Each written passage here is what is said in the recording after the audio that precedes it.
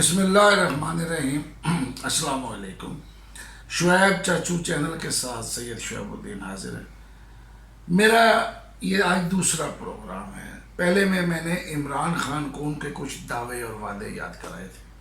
सोचा था कि आज किसी और सियासतदान के बारे में आपसे शेयर करेंगे, लेकिन कल अचानक एक ऐसा वाक़या हुआ कि मेरी तवज्जो ही बट गई। मुझे एक फ़ोन कॉल आई जो मुझे आज से 50 और 40 साल पीछे ले गई। मैं परेशान हो गया कि आज भी इस दौर में भी इस तरह भी लोग मिल जाते हैं। मुझे मेरे बच्चों की बात याद आई कि उन्होंने कहा था कि व्हाट्सएप जो है ये एक समाजी राब्ते की एक ऐसी नई अपना ईजाद है जो लोगों को करीब कर रही है। बहरहाल मैंने ये सोचा ही नहीं था, मुझे तो अंदाज़ा भी नहीं था। हुआ सिर्फ इतना कि मैं बैठा था अपने एक दोस्त के दफ्तर में, आरिफ खलील साहब के दफ्तर में बैठा था, उनसे बातें कर रहा था। अचानक एक अननोन नंबर से कॉल आती है। मैंने उनसे कहा ये पता नहीं कौन है, फ़ोन सुन लेने दीजिए। फ़ोन सुना तो एक साहब थे, कहते हैं मेरा नाम मुबशर भट्ट है, मैं आपका क्लास फेलो हूँ। मैं एकदम सोचा कि भाई कब के क्लास फेलो हैं, कहाँ से हैं। मैंने उनसे पूछा आप मेरे कब से क्लास फेलो हैं। कहने लगे हम मुस्लिम मॉडल में इकट्ठे पढ़ा करते थे। तब मुझे एकदम शौक लगा। मैंने कहा मैं तो मुस्लिम मॉडल में 1964 से 74 तक पढ़ा हूँ। उन्होंने कहा मैं भी उसी साल में पढ़ा हूँ। मैंने कहा मैं तो फलां क्लास में पढ़ा हूँ। उन्होंने कहा मैं भी मिसेस भट्ट की क्लास में पढ़ा हूँ। अब इतनी चीज़ें जब हुई तो आगे जिक्र हुआ कि मास्टर यूनुस साहब के पास वो थे, मास्टर रफ़ीक साहब के पास भी हम थे, मास्टर भट्टी साहब, मतलब ये चीज़ें सारी इकट्ठी होती गई। और इस दौरान में इतना कुछ याद आया कि सोचा कि ये यादें आपसे भी शेयर की जाएं, क्योंकि बाज़ यादें इतनी अच्छी और इतनी यादगार होती हैं कि दूसरे से शेयर करने पे दिल करता है। मुबशर भट्ट ने बताया कि मुझे याद है कि हम कैसे ऊपर चढ़ के सीढ़ियाँ चढ़ के जाया करते थे, वहाँ क्लासेस थी। मुझे याद है जी वो क्लासेस वो थी इसको हम पहली क्लास कहते हैं। इंग्लिश मीडियम स्कूल था, लेकिन ABCDEF हमें वहाँ सिखाई गई। 1 2 3 4 5 6 ये हमें पहले दिन से वहाँ सिखाया गया। यानी घर से बच्चे को अंग्रेज़ी पढ़ा के स्कूल नहीं भेजा जाता था, बच्चे को स्कूल में सिखाया जाता था। बहरहाल हम वहाँ इंग्लिश मीडियम में 5 साल तक पढ़े और उसके बाद तरक्की पाकर मुस्लिम मॉडल स्कूल के सीनियर सेक्शन में आ गए। अब जब मुस्लिम मॉडल स्कूल के सीनियर सेक्शन में आए तो पहले सरप्राइज जो हमें मिला वो हमें हुक्म था कि कल से आपने तख्ती लेके आनी है, कलम लेके आने हैं और तख्ती लिखनी है।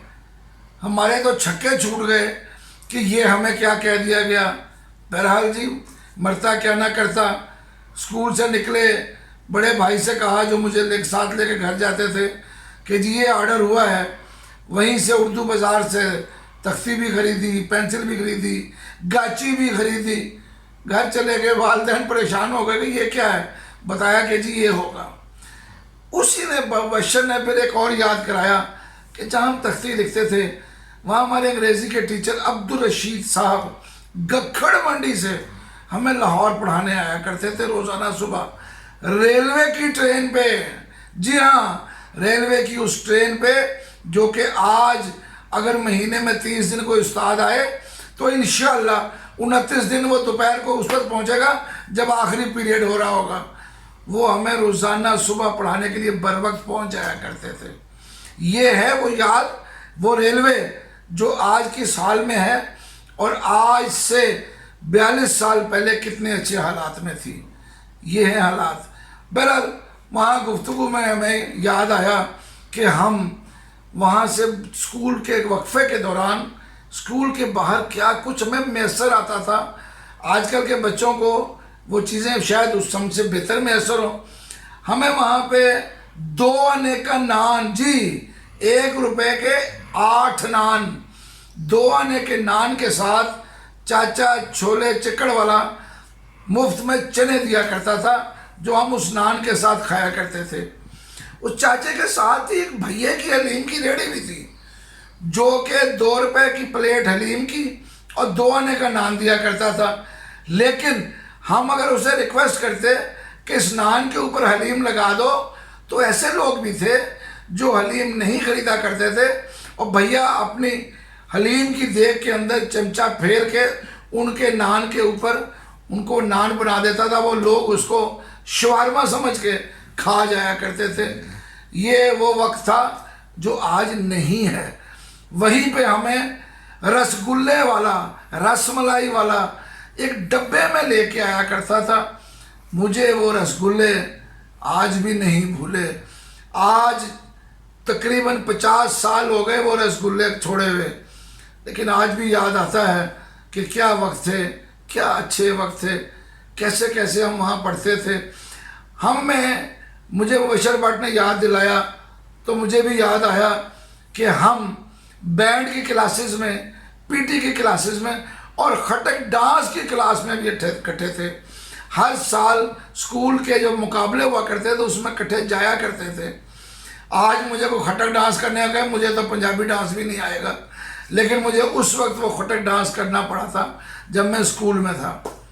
एक जो सबसे मज़ेदार वाक़या याद है, वो शायद आपको अच्छा लगे, पता नहीं, कुछ लोग नाराज़ भी हो जाएंगे, ख़ास तौर पे पुलिस वाले तो मुझसे बहुत ज़्यादा नाराज़ होंगे।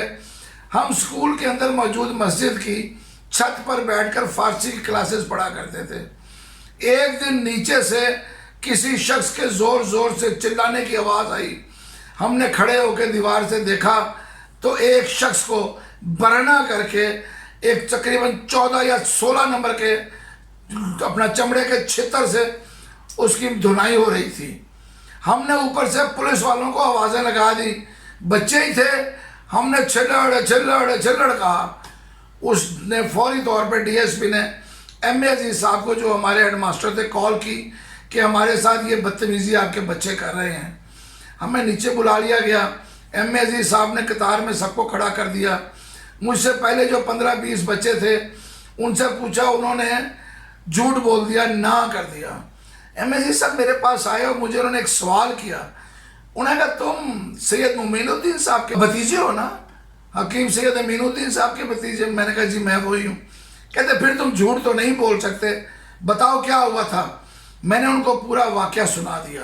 एम ए अजीज साहब ने मेरी उंगली पकड़ी, अपने कमरे में लेके गए, मेरे सामने उस डीएसपी को फ़ोन किया, उसे कहा ये तुम्हारी पुलिस कर रही थी, अगर ये वाक़या मैं अभी आईजी को सुना दूं तो तुम्हारी यहाँ से छुट्टी हो जाएगी और तुम्हारी अपनी नौकरी भी तुम्हें बचानी मुश्किल हो जाएगी। आज के बाद आइंदा ऐसा काम ना करना, और मैं अपने बच्चों को इस बात पे नहीं डांटूंगा। क्या ज़माना था, क्या अच्छा ज़माना था। मुबशर भट्ट मुझे क्या मिला कि मुझे और दोस्त भी मिल गए। उसने मुझे बताया कि वसीमुल्लाह भी उसके राब्ते में है। मैंने उसे बताया कि इसी व्हाट्सएप से चंद दिन पहले शुएब अकबर भी मेरे राब्ते में आया था, और शुएब के राब्ते से वसीमुद्दीन, जिनकी माल रोड बैंकों की दुकान है, वो भी मेरे राब्ते में आ रहे हैं। मुझे आज यकीन हो गया है कि साइंस की ईजादात ने जहाँ कुछ बुराइयाँ भी हैं वहाँ कुछ बहुत अच्छाइयाँ भी हैं। मुझे व्हाट्सएप पे आज प्यार आ रहा है। मुझे उसने मेरे बिछड़े हुए दोस्त मिलवा दिए, वो दोस्त जिन्हें मैं अब शायद बुढ़ापे में आके ढूंढना शुरू करता तो चिरा के कहते हैं कि वो एक, आप रात को कहीं एक सुई की तलाश करें, ढेर में तो नहीं मिला करती। ऐसे ही मेरे दोस्त मुझे मुश्किल हो जाते। बहरहाल नाज़रीन, मैं आपसे आज व्हाट्सएप की तारीफ़ें करने नहीं, अपनी वो खुशियाँ पूरी शेयर करने बैठा था जो मुझे एक कॉल ने दिला दी। मैं आपसे एक रिक्वेस्ट करूँगा कि मेरा चैनल सब्सक्राइब भी करें और इसके साथ बेल आइकॉन पे दबा के, ताकि जब दोबारा नेक्स्ट वीडियो आए तो वो आप तक पहुँच सके। फिर मिलेंगे। अल्लाह हाफिज़।